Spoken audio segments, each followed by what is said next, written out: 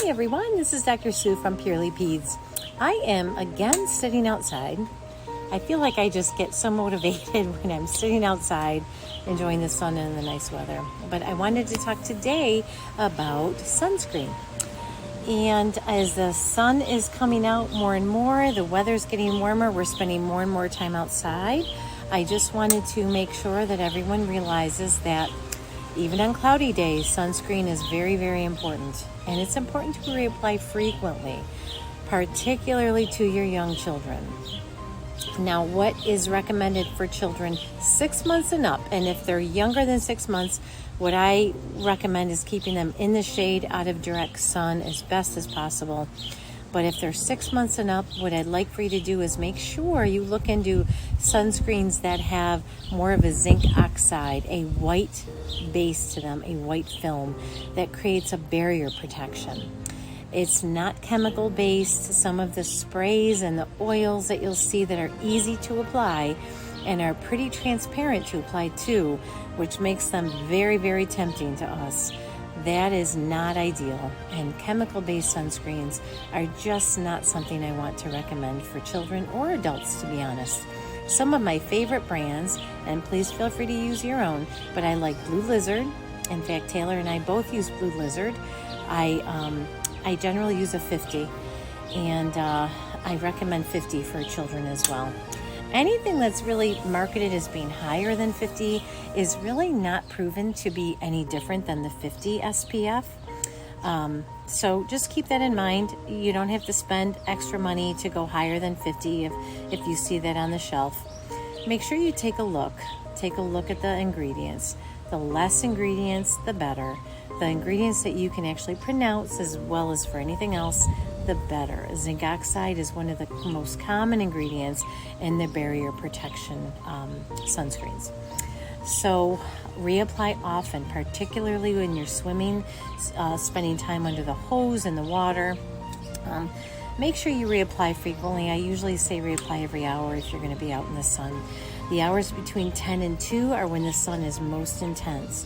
So if you can avoid those hours at all, that would be awesome. If you cannot, just keep in mind applying sunscreen frequently, making sure that you know that you stay hydrated in the sun, and that the hours of 10 and 2 are where generally the sun is the brightest and the hottest. I wanted to mention something interesting too, that one of my families reached out to me and sent me a couple pictures of a rash. And it was, the story involved a little one that had just gone to Darien Lake and came home. They had used sunscreen there, came home, and they noticed that he had gotten a rash. And the rash looked very red, very irritated. It was kind of scattered around face and body areas, every place that was exposed to the sun. And something like that can be mistaken for a sunscreen allergy. So, and the interesting thing is my son had this, and I remember learning about this many years ago. So what happens is you can have something called Polymorphous light eruption, and that is just a skin sensitivity to the sun of the spring. It means that we have not been in the sun for many, many months, and our skin has an irritation to the sun. It goes away as the summer progresses. It does not mean that you need to stay out of the sun, and it does not mean that you stop applying sunscreen. It is something that especially fair-skinned children can get. My son's blonde and fair-skinned. Generally, he tended to get that during spring break when we went to Florida. And then as we gradually spent more time outside here at home, he wouldn't get that any longer. And in fact, now that he's 12, he's not getting that anymore. So generally you'll see that in the younger kids, anywhere from age 3 and up. I think he stopped getting that when he turned 10. So keep that in mind. Polymorphous light eruption. It's really, really interesting. And it's something to spot pretty quickly when you realize that it's the first time a child's been out in the sun. It can get itchy. You can use Benadryl for that.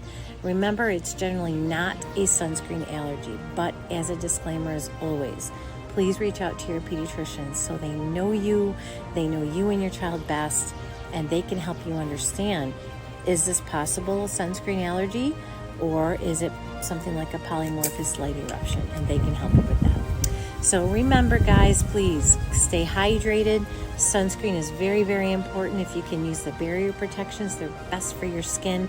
They're best for the environment as well. And reapply frequently. And please reach out for any questions. Remember, your pediatrician's always there for you. We love what we do. Your medical staff, your pediatric staff, wherever you are, loves what they do. And make sure you reach out if needed. All right, guys, have a great day. Enjoy the sun. See you later.